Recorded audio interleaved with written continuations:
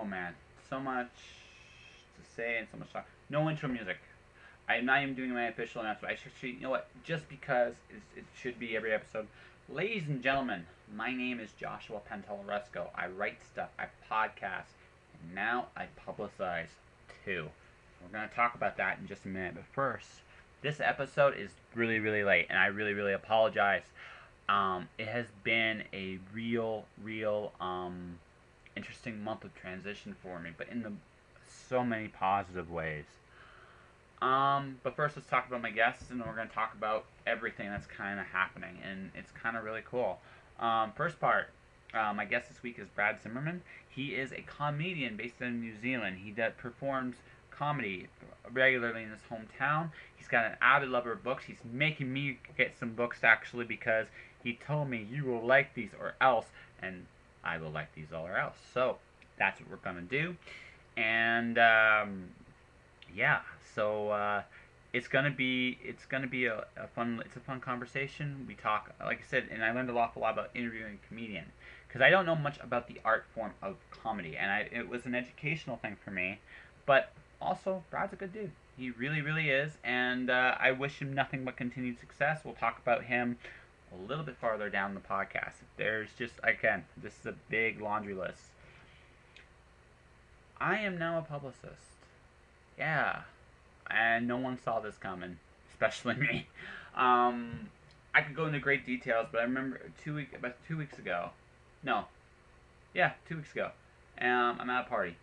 And at that party, I watch my clients, which I'll launch one book, Children of God, which Craig DeLuey is one of my clients, which I think is a really weird thing to say for me. It still feels surreal, but it's the truth. He's one of my clients, and Chris Mars is my other one. And I watched them both talk about their stuff, and I remember we just had this conversation. It's like, you kill me. And Chris Mars will talk about first here. Chris Mars is one of the most talented writers, just with raw talent, I've ever seen. Her book, Everything Leads Back to Alice, is amazing because I don't like any of those characters in there. They are completely unlikable. Every single one of them, but it is an engaging, thrilling read. She really she sucks you in real quick. She creates a nice little mystery. There's a hint of the supernatural, and it's a very satisfying conclusion.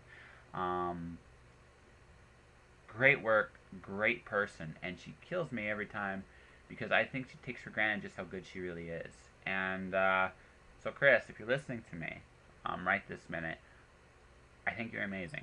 I really do. And I think you should, I know you're not completely comfortable in front of people, but man, you're amazing. And you should be just a little bit more than you are. And me saying stuff like that, me and Craig started talking. It's like, you know what, why don't you publicize our stuff? Just like that. And we had a conversation, and we agreed to a meeting. No, it's official. We agreed. It's going to be this is a trial because I don't, like I said, they both knew this. I'm not an expert or anything like that, but it seems like something fun. It's something I already kind of do. I make no secret about anything here. Every guest I've had on this show is somebody I'm a fan of. Some people don't really need me to promote them. Robert Sawyer certainly doesn't need me to promote them. But I really am amazed at the talent, and I'm going to mention Craig in just a second here because I feel I should. But it just, yeah, this is what I do. This is what I've been leading towards, I think, for a long time, because I am, when you get right down to it, a fan of all these people, all these wonderful talents. And I would be remiss, like I said, if I didn't mention Craig. Craig just finished a great book. It's called Children of God. He co-wrote this with Jonathan Moody. It's one of the most brilliant concepts I've ever seen. He's done poetry, but it is the most chilling, brutal, realistic poetry. They use the cult. Children of God is referencing from. He talks about what happened, how did it descend, and I think what got me is the real fear the members had of each other. Act 2 really sets it up. But there's this haiku in Act 3. I read it, I was gone. It's like, wow, this was incredible. And And like I said, in my opinion, the haikus are probably the most chilling part of the entire book. And there's some really scary, gruesome things. And when you get to the conclusion, you see what comes out of all these characters. I mean, their consequences feel very real. Not everybody walks out the same. Some people still have the cult deep in them. The damage done, some cases, can never be undone. And to me, that's that's truly, truly remarkable work. I just sent a review on Amazon. It's, yeah, like I said, it's been incredible. I got more. I got lots more. I've done more freelance work this month. Superhero Survey just came out. I consulted on that. It was fun to do. I've been getting more little assignments of different things. So, I mean, I've done more freelancing this year than I've done in a long time, and it feels really good. My podcast, this podcast, it's going to go on the road this October, which is really, really cool. And finally, and probably the most important thing, and if I break down a little bit, it's because it really was special to me. I know what it's like to be in love. I've never, ever... It's one thing when you talk about being in love, and if you've never been in love,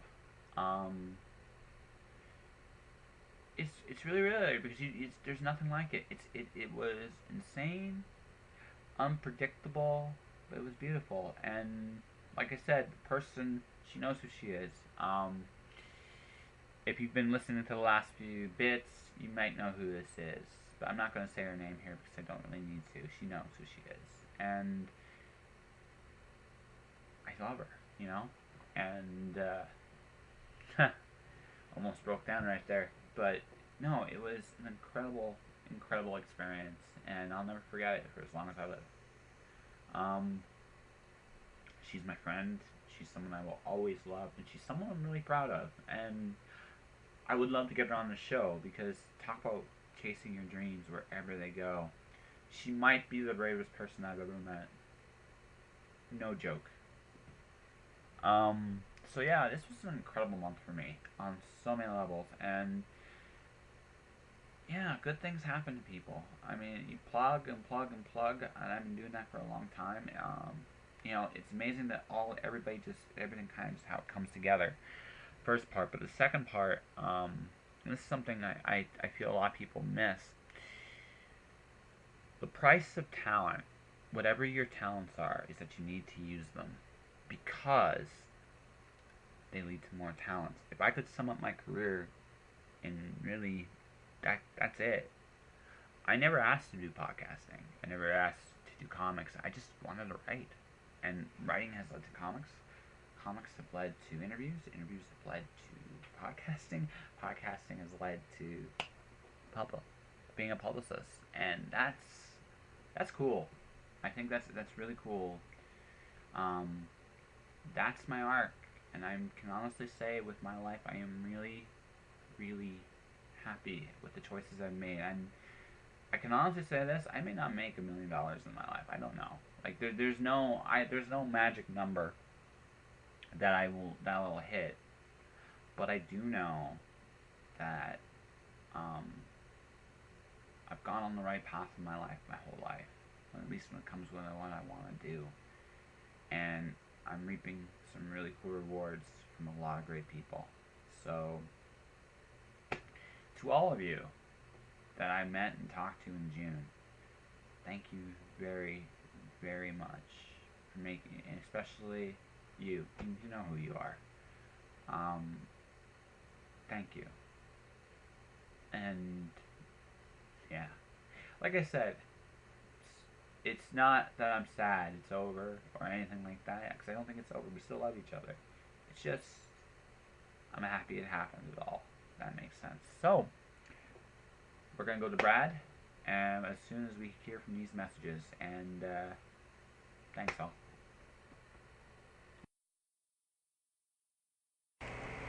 Tired of buying t-shirts, coffee cups, and other memorabilia that all podcasts seem to have? I sincerely hope not, because I'm jumping aboard this gravy train right now. That's right. You can be the proud owner of a Just Joshing t-shirt, photographic print, and coffee cup at my Redbubble store.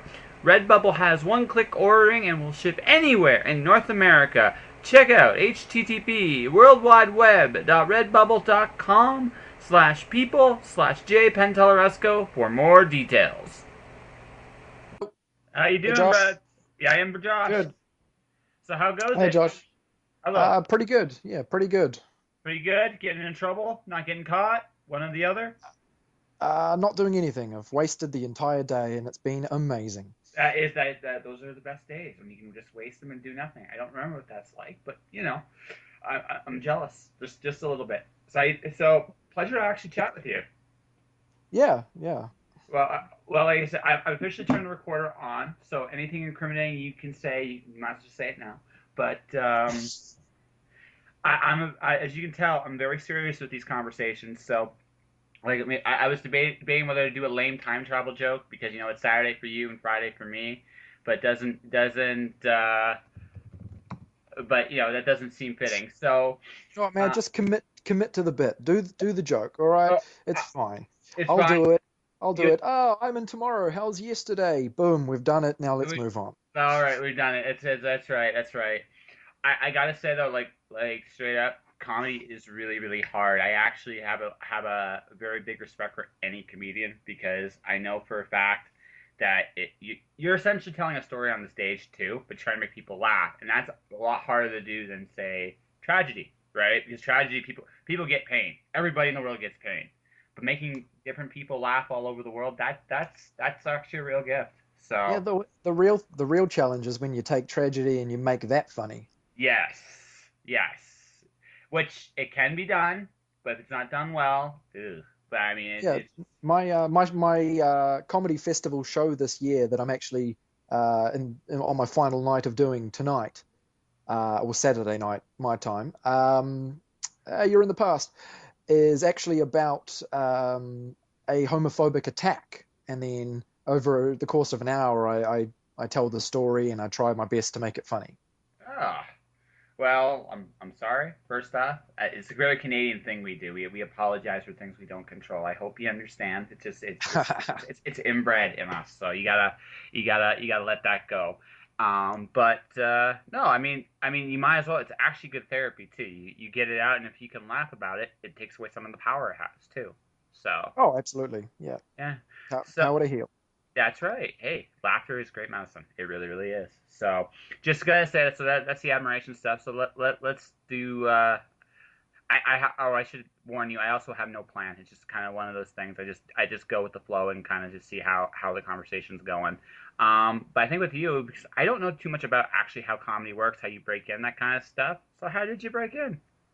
Well, I'm sure that here in small town New Zealand, it works very differently from bigger populations like the US and UK and Canada.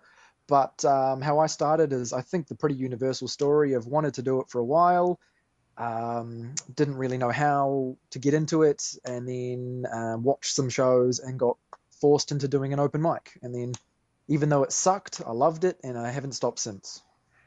Scary being in front of people, but it's also a rush, right? That's kind of the thing. I write, and one of the things that I've learned how to do not too long ago is I've had to get up and make an ass of myself in front of everybody, and and although I'm pretty talky and stuff like that, I mean the truth of the matter is for a guy like me, I'm pretty introverted when I actually get right down to it, and it's hard. But on the other hand, it's kind of a rush because you kind of control um, you almost it's almost control is the wrong word, but you're almost like guiding the crowd to actually feel a certain way and guide a certain way, and that's a neat little rush, I guess. I Yeah, don't know. well, interestingly enough, I actually find talking to a comedy crowd to be easier than talking one on one, just conversationally with people.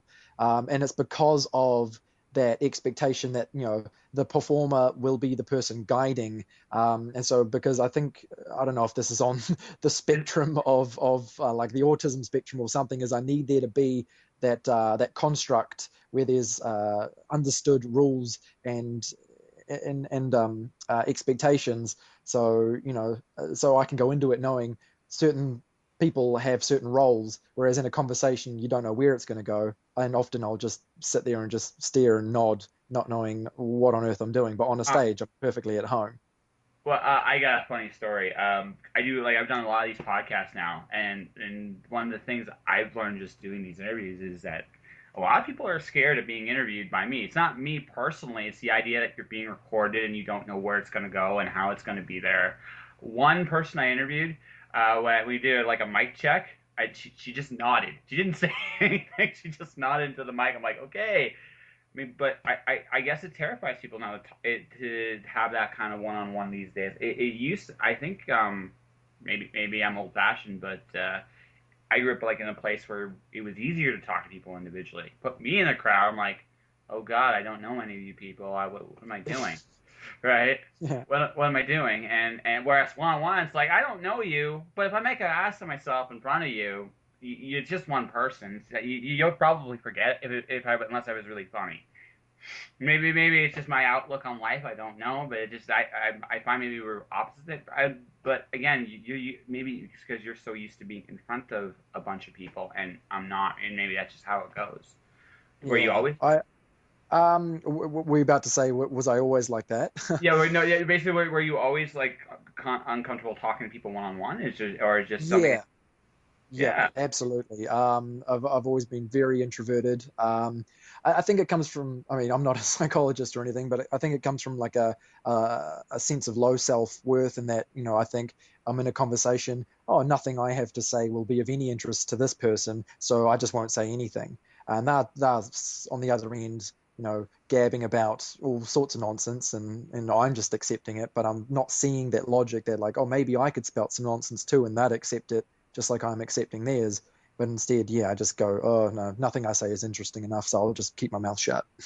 and that's funny because when I ran into you on Twitter just by I'm not sure how actually we ran into each other on Twitter. Whether it was a tweet from you or a tweet from me.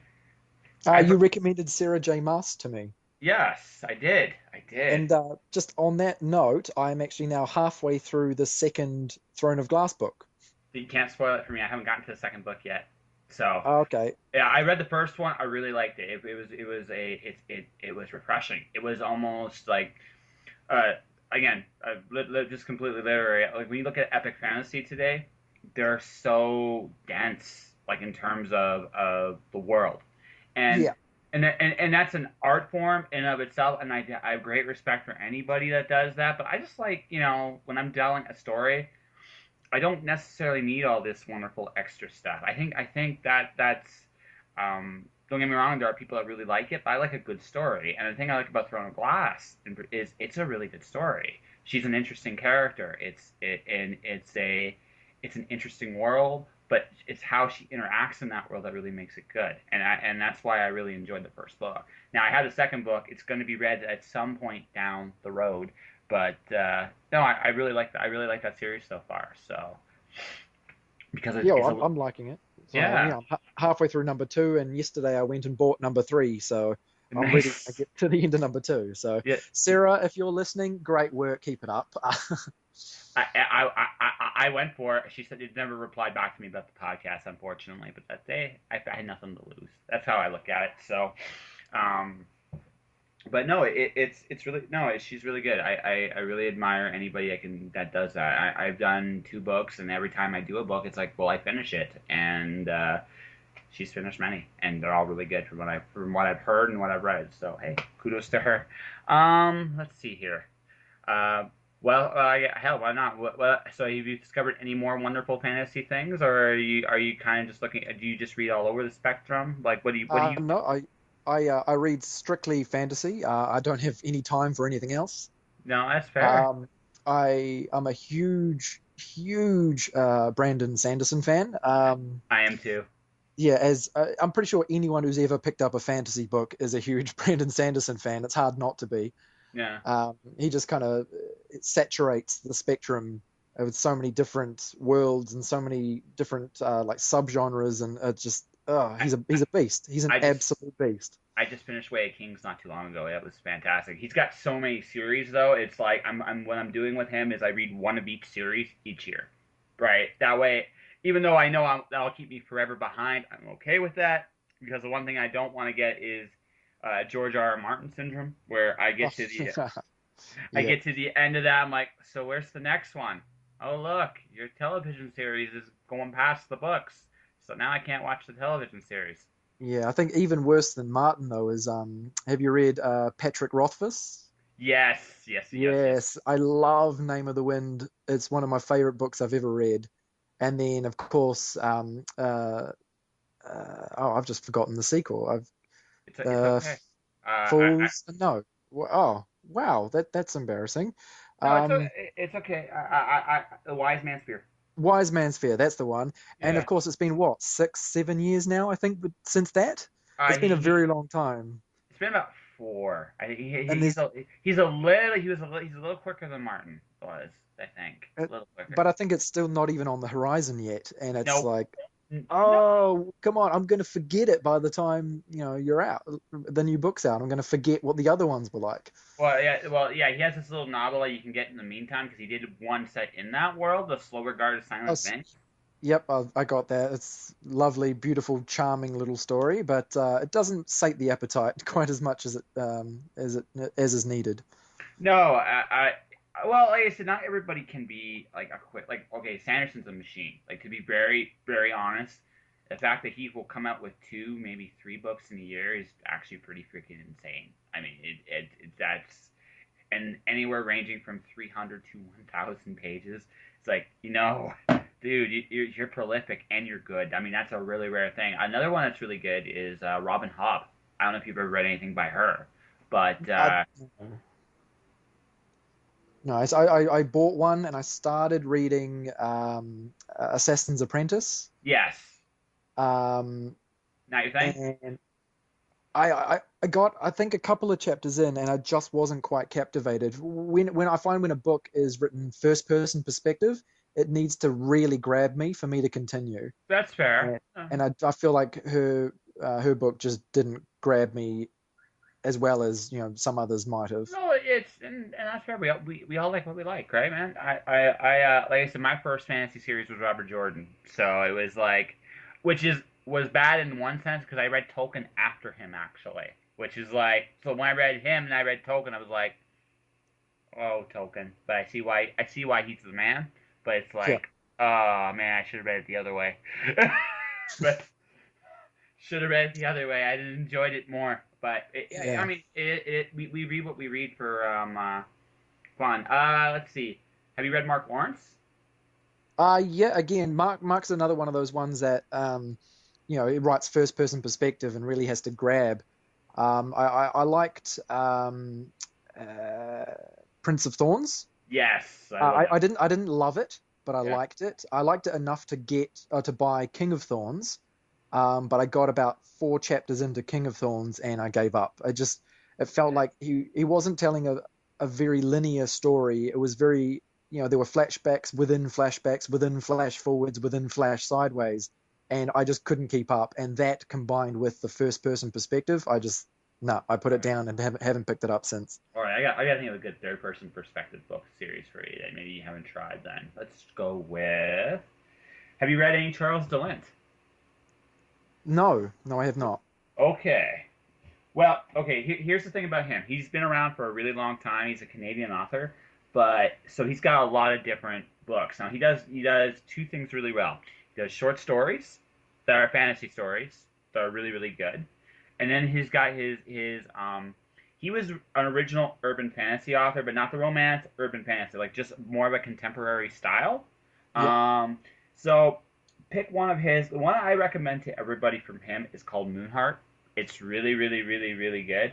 Um, it's got a bit of a King Arthur reference to it, but it's got some of that fantasy feel. But it's a very urban story, and it's just really, really, really sound. And it's third person. I made sure I gave you somebody that's actually got third person perspective. So that way for sure. And if you like his stuff, like I like now, like when you get to his later stuff, he doesn't really say anything new anymore because he's just been around for so long. Okay. But his early like you pick something of his, like there's some really really good stories in there. Some are young adult, some are adult, some are short again, some are short story collections. I've been in a big short story kick lately, partly because some of my friends have been doing short stories, but he's a really good short story writer too. So I mean, if you're on the road and you're on tour and you only have time for like a small story a night, he's actually a really good choice. Neil Gaiman is Okay. too. Neil Gaiman is too, but for me, I love Gaiman's comics more than I like his actual novels. There's no knock against Neil. It's just like he's good, but he's not for me. You know what I mean? So, Yeah. but anyways, let's get back to you really quick since we've gone through book recommendations here for a bit. Um, well, you have to. You're the star. This might be my show, but you were nice enough to come on here, so I should promote everything you're doing. You're on a comedy tour right now. So what's the comedy tour and how Yeah, long? it's not actually, or it is and it isn't. We're currently in the midst of the annual New Zealand International Comedy Festival, Well, that's cool. which is, yeah, it's a 3 week festival where comedians from all over the world come and do, a week of shows in both of the two major city centres. um, and local comics do as well. And it's my first time doing a week of shows away from home. That's And yeah, so far, tonight's my final night, and so far they've been up and down, but mostly, really good and good reception from audiences. And yeah, it's quite. I'm finding that my days, I'm just kind of trying to kill time as much as possible, waiting because all the action happens at night. well, absolutely. Okay, so a couple things. First off, congrats. I mean, hey, it's really cool that you'll be able to go on the road and take imply your craft to different audiences. Um, so just are you like when you talk about like just one city, like okay, I don't know New Zealand geography probably as well as I should, and I'm sorry. So are you like living in a small town in there or a large city there or like Yeah, I live in Wellington, the capital, yeah, which is, I think, the third biggest city. The Where I'm currently performing and where I'm talking to you right now is Auckland, the big city. It's yeah. to draw comparisons, it would be kind of Auckland would be the New York of New Zealand, Okay, and Wellington would be like the in terms of culture and attitude, maybe the Portland okay, of, yeah. that's cool. It's a very like chilled out, PC coffee culture down in Wellington. Starbucks in every corner. Oh, Not okay. Starbucks, like normal, like usually like independent coffee Oh, cafes where all the baristas have tattoos, and it's not all corporate and well, so basically, it's better than Portland. No, I'm kidding. I'm making fun of Portland just on purpose here. It sounds like you got a cool little you live in a cool little spot. Like honestly, it sounds like a really cool place. Love to go see it sometime. My dad's been to New Zealand, but I haven't yet. So maybe one day when I'm selling zillions and zillions of books. yeah, So it's a long way away. So oh, it's not exactly I'll just pop over for the weekend kind of thing.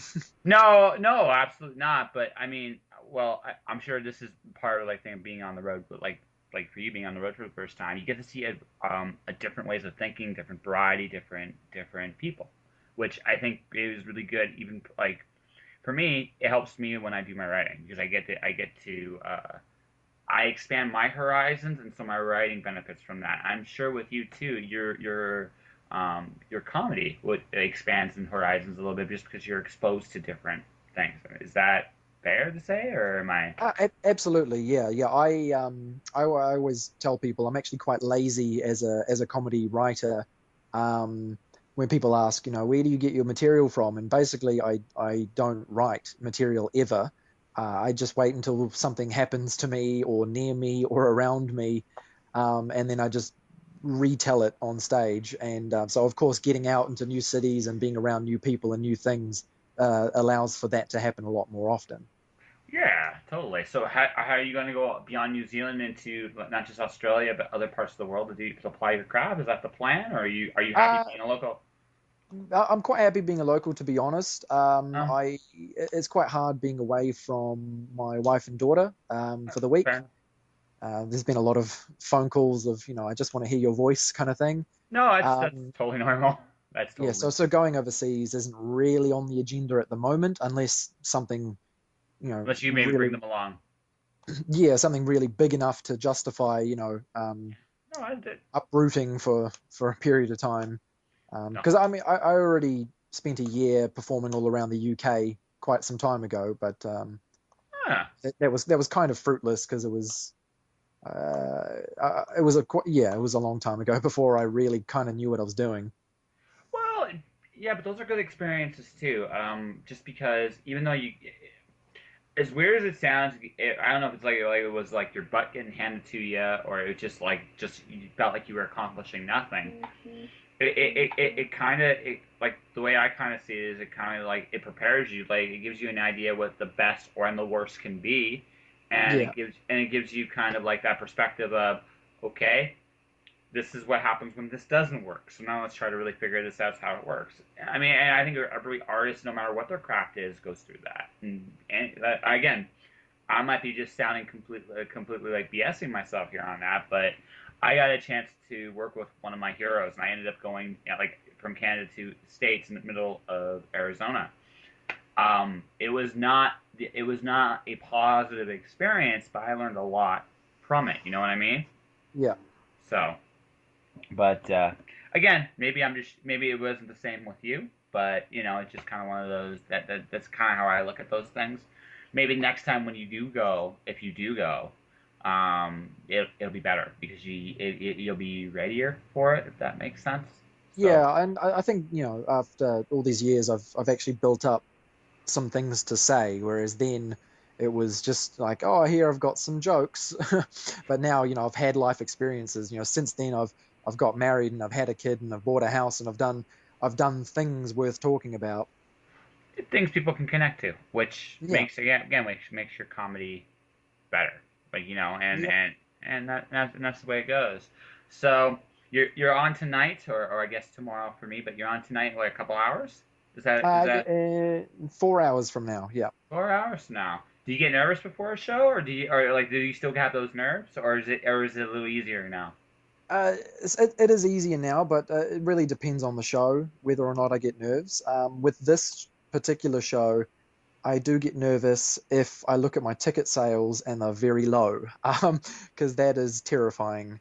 A big crowd is much, much easier than a small crowd.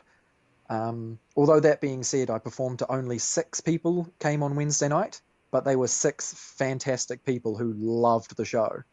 Something to be said about an intimate experience sometimes. It's smaller because so I mean they're all paying attention to you and you're just aware of it, but you get to interact with them more because it's Yeah, just yeah. it's good, you have a good back and forth, and that sounds and again sounds fun. I hope I'm not being overwhelming or just talking out of my ass too much on this interview. I don't. I like I said, you know way more about comedy than I do. It's just I'm just trying to um, contextualize this with as some of like my experiences. I mean, I don't go out there to try to make people laugh like you do, but I mean, there's still like a theater. Theater's the wrong words. It's like you're still perform. There's still to some degree an entertainment factor when I'm doing a reading in front of an audience, or if I'm doing a question and answer thing to front of an audience. There's an interaction kind of deal. So that's kind of where I'm going with this. So Okay. if I'm completely wrong, if I'm completely off my rocker, you can gently correct me. It's okay. but No, you haven't said anything yet that I would call you up on. So, no, that's good. So after this, so when's your next show after this one? Did you take a break uh, or yeah, I might take a little bit of a break. My friend Ricky and we sort of on and off run a monthly show where comedians swap each other's material. So we get yeah, groups, or sorry, we get 4 pairs of comedians, and they write a 7-minute set for each other, and then perform it. It's called "I Didn't Write This," and the whole idea is, that the performer doesn't have to take responsibility for what they're saying because it's not their words. that's awesome. Like seriously, It's that is a it's a cool lot of idea. fun. It's a Oh lot of yeah, fun. We've only done 2 of them so far, but they were both amazing, like mind-blowing shows. you And we're you hoping we're planning the third one now. no, you gotta give me info when you do those shows. I that oh, like I say, I wish I had money. That sounds like so much fun. Like that really does. It's like I didn't write this, but this is hysterical. Do they? So when you do that, do they read the material before, or do they go up blind? No, we make a point of making sure that the person you're paired with, you share. and you work together to write Okay. it, to like put something together and learn it as much as you can beforehand. But yeah, we encourage them to take notes on stage because it's hard enough memorizing your own material, let alone someone else's. But Yeah. it That's really it leads to just an amazing dynamic, especially because we have the person who did write the material is sitting on a stool on the side of the stage while the other person's performing it. So if something goes really well or if something goes really badly, they're there to kind of either take the credit or the blame for what's just been said. And it's just a very interesting dynamic. And the that. crowd so far have been really on board. Oh no, it sounds fantastic. I mean, that's a great learning experience no matter what happens. Either you find out how good your material really is if you're the writer, and as a performer, it stretches your muscles in ways you've never thought to stretch them. That's actually Yeah, that's amazing. last time I did it, I the guy I was paired with, a local comedian called Sanjay Pabu, he wrote a set of his material for me to do, and he requested a few of my older jokes for him to do, and I gave those to him, and he added things to them I had never thought of, and that I now use. That's Um, amazing. Yeah, yeah, that's cool. All right. Well, we got to talk from we did the lame Back to the Future joke and we talked literature and we talked comedy. Uh, all right, I figure we got a pretty good conversation here. So if people wanted to find you, book you, whatever, how would they do so? yeah, well, it depends where they are in the world and what their intentions are in Yes. contacting me. A pretty good, easy one is Twitter. Twitter handle at. Do they call it a handle? I don't know. At Bradley Zimmer. Mm-hmm. Or just yeah, I have a comedian page on Facebook if they want to like contact me for bookings or anything like that. But, Oh no, that's cool. I just want to say really here before we end this, just two things. One, I've never interviewed a comedian before about comedy, so this was a new experience for me. So thank you very much for being my guinea pig. That was hooray! hooray! Yes. So and two, when you do your actually the last thing I would like to mention, where do you do those shows where you and the comedian switch material? Like what do they call it? What's it called? And I know you don't Yeah, have. yeah. The show is called I Didn't Write This. Okay. And we do it in Wellington, Wellington, New Zealand, not Wellington. I think there's a Wellington in Canada. I'm not sure. And we do it at a place called the Cavern Club, which is modeled after the Cavern Club in the UK where the Beatles started, but it's not that same place because obviously it's on the other side of the world. But yeah, that's Cavern Club, Wellington. I didn't write this, and hopefully we keep it going as a regular thing because it's a lot of fun. Oh no, it sounds like it. I want to thank you very much, man, for doing this. I appreciate it.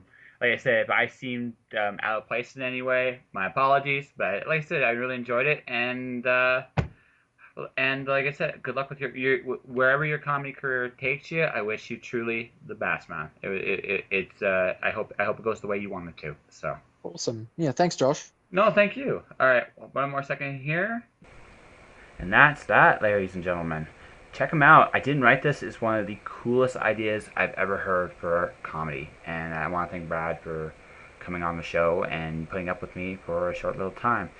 And, well, you know, we're truly at the end of the show already. I think I'm going to leave it here. Um, Nah, you know what? Here's to everybody out there this week. I wish whatever you see inside yourself, I wish you nothing but the ability to become who you truly are, because you deserve it, and everybody does. So, my best to you. Have a good one. Buy the shirts, buy the books, and I hope to see you guys next week. Stay inspired out there. Josh, shush.